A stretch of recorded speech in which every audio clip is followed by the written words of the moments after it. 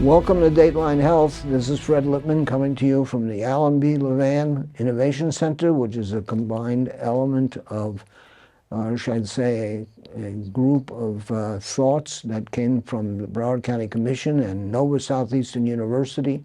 And it's a marvel for the community of Broward and really South Florida.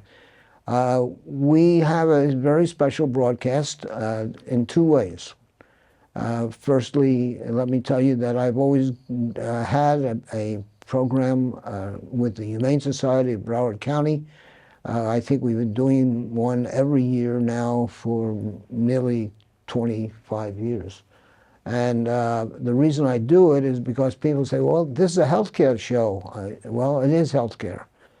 Because when you listen to Katie Tutt and SueMarie Kuretski, you're going to know what they do to help young people, people with pain, people who have, are veterans and things of that nature. So, but let me just stop right there before I get started and let you know that I'm very proud of the people who have worked with me all these years,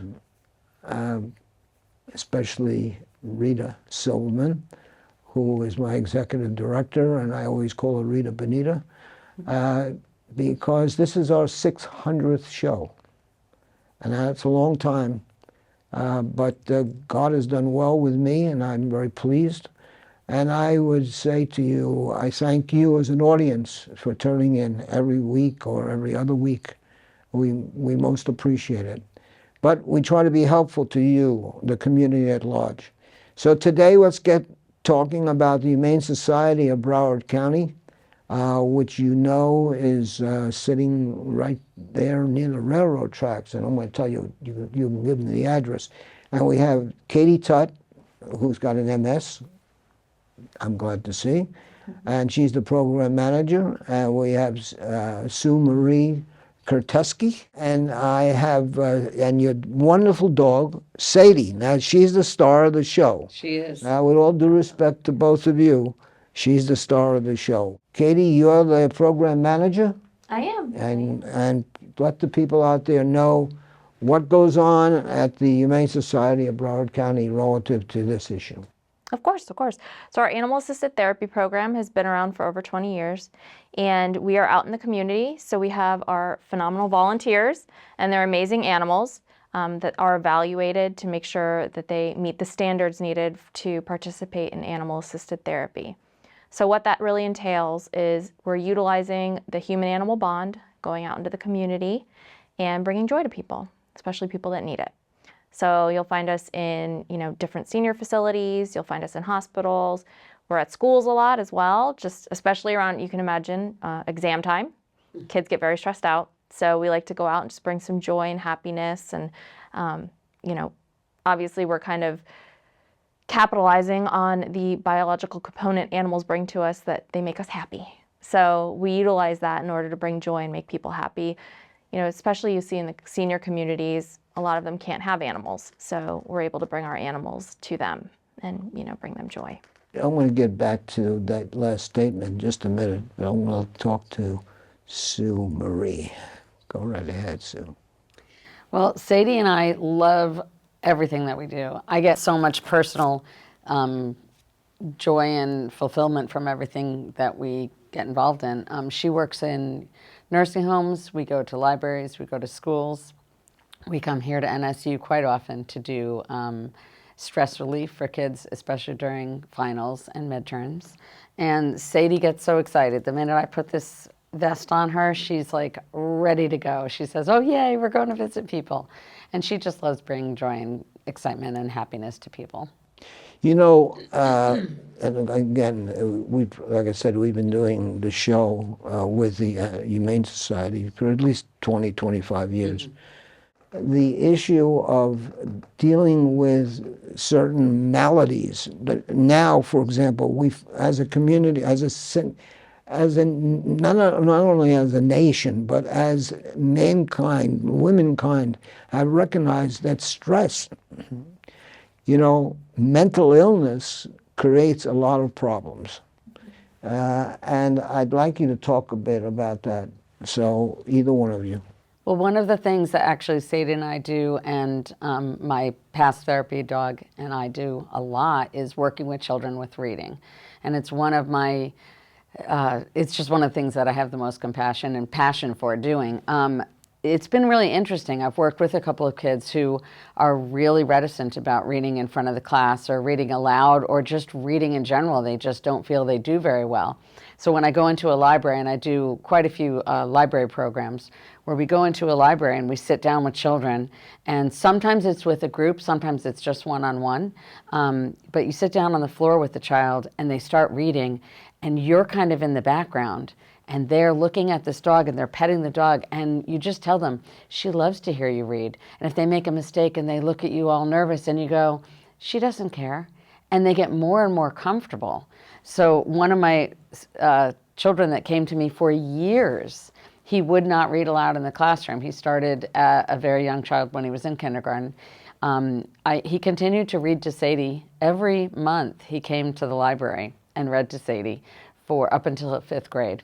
And he, at the end, his mother said to me, she said, he was the child who would never speak aloud in front of a classroom, never talk in front of other kids.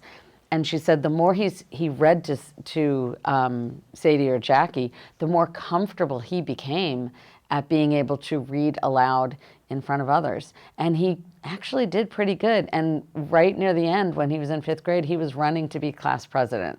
And that was pretty exciting, that this child who had been terrified to speak aloud in front of the classroom or, read a book had become so confident and comfortable. And I remember when she told me, she said, I really attribute most of his success to sitting here and reading to your dog. That was pretty cool. So, and the other issue, which we spoke about a number of times, but now it's very apparent to the public, finally, I believe, and that's the willingness to understand that we have veterans who come back with really some very bad situations. I mean, we could watch it in movies and whatever. I remember the movie Sniper, when he ends up killing himself. But the bottom line is that I'm aware of the fact that because we have here at Nova Southeastern University a very large number of people that are providing themselves with the opportunity to advance by taking educational courses. And we're one of the few venues in the entire, not only in the state of Florida, but in the United States, that is funded to take care of their medical needs. But mental health is a big issue, and I'm just wondering what your thoughts are. Oh, absolutely. And I think in the last couple of years, obviously the conversations around mental health are really starting to open, which is beautiful and wonderful and something we've needed for a very long time. And within the shelter itself, we realize that and we recognize that, and not only with animal-assisted therapy, but just within the animals within our shelter. And how can those animals help the community of veterans, that we serve? And in the last couple years, we've actually begun 2 different programs. One is with Spirit Airlines, and the other one is with FAU. And we are able to pair a veteran with one of our pets in the shelter. So whether it be a dog, cat, if they want a rabbit, whatever they're interested in. And the program is, will actually cover the adoption fee. They get to utilize money in our pet boutique as well to get whatever needs they have for the animal. But the most important part is, facilitating that bond between the veteran and the animal so that they both can provide each other comfort and in a sense, save each other. So, as we see more and more light shown on this kind of thing, I wouldn't be surprised if more programs, open up with that kind of thing. Well, with reference to that, I would invite you to try to communicate, and we will get you the proper connections, to communicate with us here at Nova Southeastern University, because, like I said, we have a very large number of veterans that are educating themselves to advance to another career rather than just protecting this great nation. But I think that we're beginning to understand, I believe, and you can offer your comments, that if we don't take care of the people who have these mental health or PSD issues, we're making a very big mistake, especially the honor of the people who have done so much to protect us so that we can live as a free society. And I would offer you the opportunity to try to communicate with our veterans programs, and we'll see what we can do to help you out. That would be wonderful. Yeah. Let me ask you this. I know you have a dog training facility also. So we do actually have a behavior department, behavior and training. And not only do we offer public classes, we do actually in-house. So there's been a shift in the last 10 years really, in length of stay for animals within shelters. And even within our shelter, we're starting to see animals stay longer and longer. And obviously, when it comes to that, we're seeing a decline in temperament and behavior health-wise just for the animal. So it's becoming more and more paramount that we spend more quality time training the animals and stuff so that they have a better chance of success in their new homes. So we're hoping in the next couple of years we're going to see a huge expansion in our behavior program. So within house, we have trainers that work with the dogs and cats within the facility, again, whether it's just training them or just getting them outside to walk and enjoy the fresh air and have playtime. And then we also offer the classes for the public. So right now we do have puppy preschool, which we offer. People can bring their puppies to the shelter. They get socialized, so they're well-rounded. And we also have our Doggy Be Good basic obedience as well, which is phenomenal. So we have those two offerings, and again, in the next couple of years, we're hoping to even expand upon that. But, you know, a lot of great things, and it also helps the person bond with the animal. So, I mean, even SueMarie and Sadie recently, they just started doing agility, just for fun. But again, just deepening the bond between the owner and the animal, and just the fun and the joy that they get from going and you know, playing together and how it brightens their day. So being able to provide that for the public is paramount when we're trying to keep animals in homes. We've just come through a period of time with this insidious COVID crisis, which we had. You had a lot of elderlies who could not deal with the process of caring for themselves and their families, and they had to give up on their beloved animals. And my understanding is that when you talk about older dogs or cats that end up in your facility, I've got to believe that the numbers have really exploded since COVID. Is that correct? Unfortunately, yes. I mean, we did see an uptick in surrenders after COVID, just because people were going back to work finally, and they didn't feel like they had the time for the animal they adopted maybe during COVID when they were home. However, our shelter does have a phenomenal surrender prevention program. So if somebody comes in and they're potentially interested in keeping their animal, we'll do whatever we can to keep it in the home. So if it's a matter of, say, money, we can't afford food, we'll feed you, or feed your animal, I should say, up to 6 months. If it's a matter of your animal needs some kind of medical care, a surgery, if we can provide it, we will, if you want to keep your animal. Behavior, if you need classes because your dog's being naughty when they're home and they, need some training, we want to work with those homes to make sure those animals stay in the homes. So in a sense, we have seen an uptick in the numbers, of animals being either surrendered to us because of the fact that people went back to work, but also I don't think we're seeing the number we could have because we're trying to prevent it. So we're very lucky in the fact that we do have the support from the community, because we even do have a program. We work with Street Dog Coalition, and we also have the Pet Pantry. So we will go out in the community once a month, and we will work with the unhomed population and give them anything from collars and leashes. We do medical care for them, and then we also provide food for their pets. So again, it's a matter of we want to make sure those pets stay in their homes. Requiring the giving of the animal away is got to be traumatic to the individual.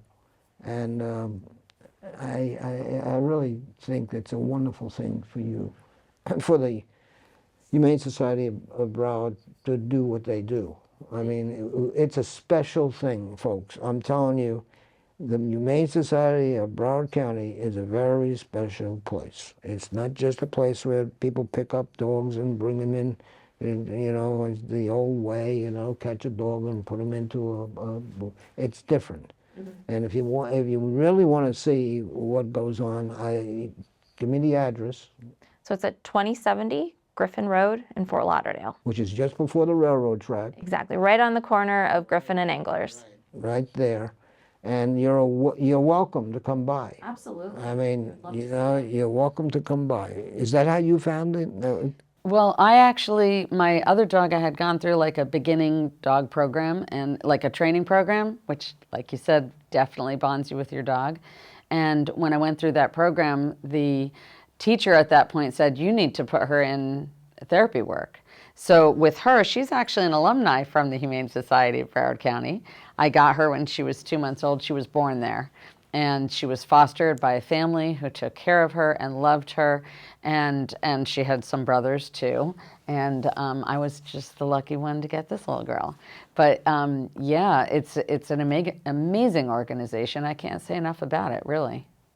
You know, talking about fostering, I know that our university school, which is the K through 12 operation here, that one of the principles or one of the opportunities that the students have is to take a newborn, dominantly cats that I understand, kittens, I don't want to call them cats, kittens, and I know my own grandson he's on his third kitten.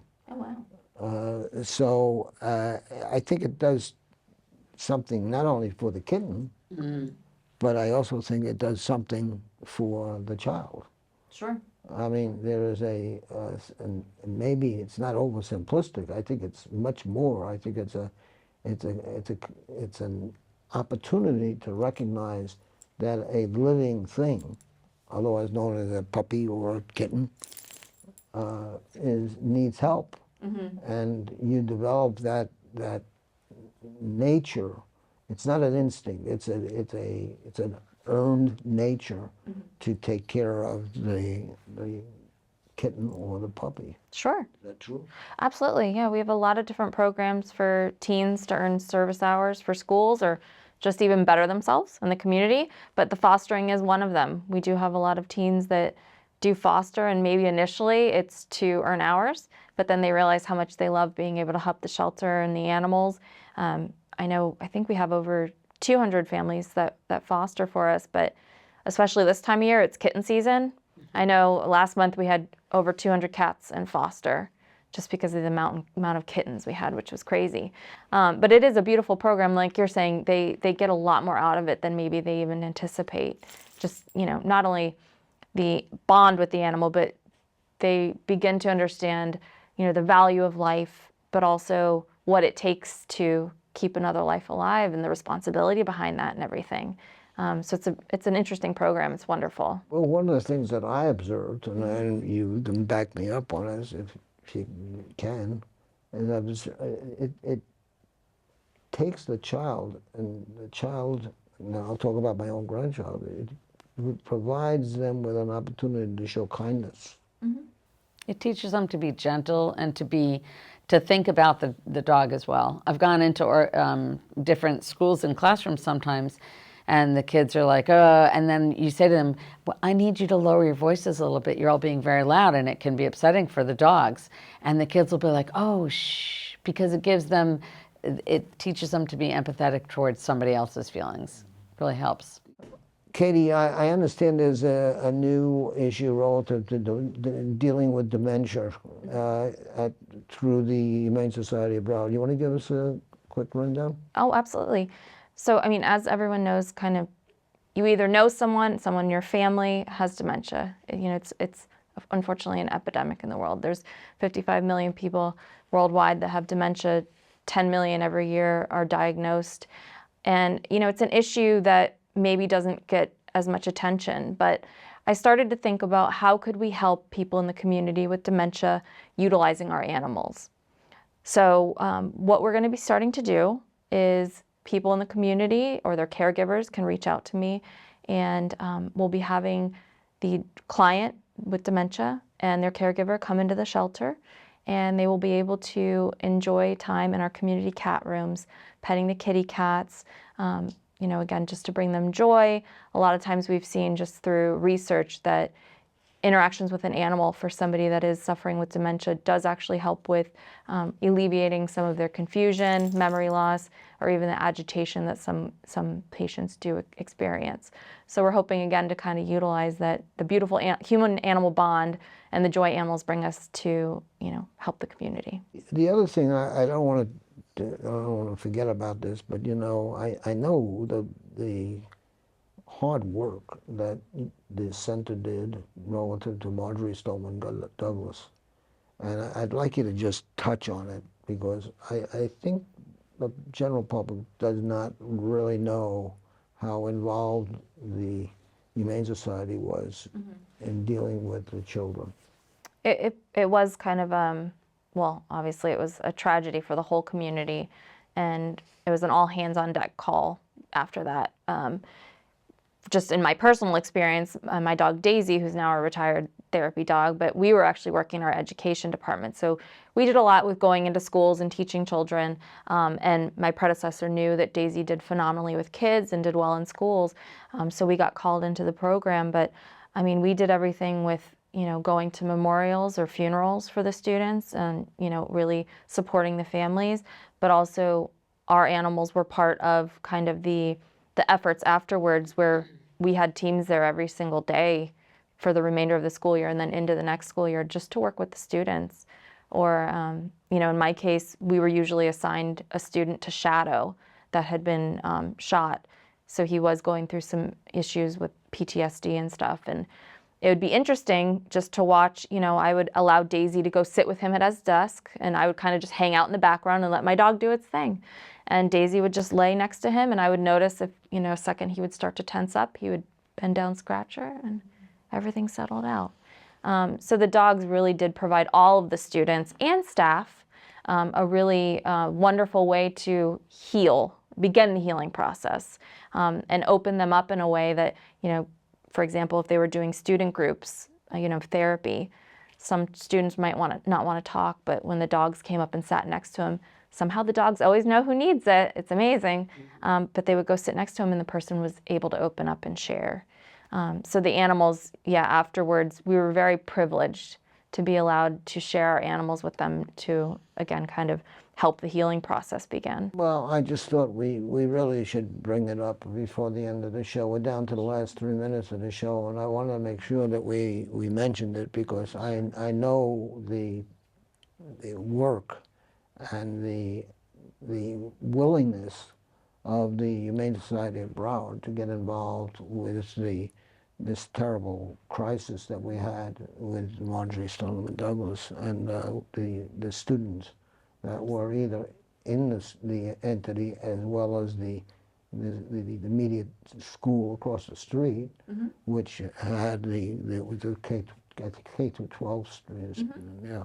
And I really think that you ought to be carry the words back to the administration that we thank you. I mean, I certainly can thank you, but I know by letters from and notes from the folks how they really took to what you did. So make sure that the folks that are on the executive committee understand that the people out there know what you did. With that in mind, because we're down to the last minute and a half of the show, I never do ask, but I'm going to ask now. I want to ask the people right out there that if you want to be investing yourself and your soul and your mind and your spirit in something that's worthwhile for the community, the Humane Society of Broward is right here in Broward County, right on Griffin Road. They can use your help monetarily. There's no secret. I mean, it takes money to do what they do. Thank you very much, Katie Tutt. Thank you for having me. It You're- was a pleasure. You're a wonderful person, and I'm very proud to see you again. It's been a while. It has. Yeah, well, we got COVID, got in between, and a lot of things have happened. And to you, SueMarie, and of course, your beautiful, wonderful dog, Sadie. Thank you. We appreciate it. We thank you very much for your time, your effort, and your willingness, and it's part of your soul, which is important. Thank you. Thank you both very much for being here. Folks, remember this program is called Dateline Health. We didn't get to the healthcare. Oh, maybe we did. We did talk about healthcare issues, PTSD, and and the multiple problems that we're having with mental health. Until next time, this is Fred Lippman saying, see ya.